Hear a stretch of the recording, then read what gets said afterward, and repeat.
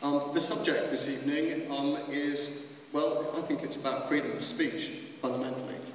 It's about the way in which the wheels of government are oiled in a non-transparent way. And that's primarily what this bill is about. Tories, before the last election, were talking of the big society.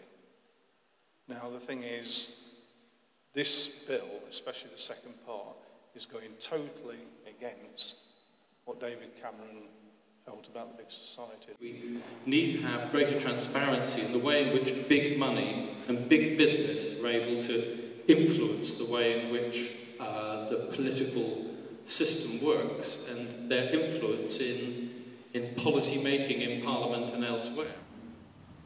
So what are the problems with the bill? I won't re-rehearse them, but election materials and what is an election material.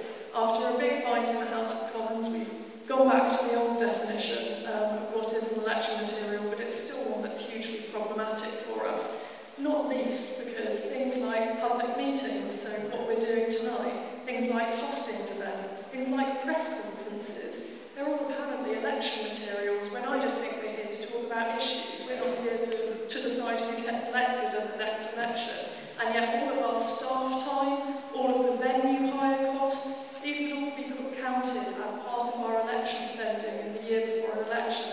That's really worrying. And I say would, and what I should say is could.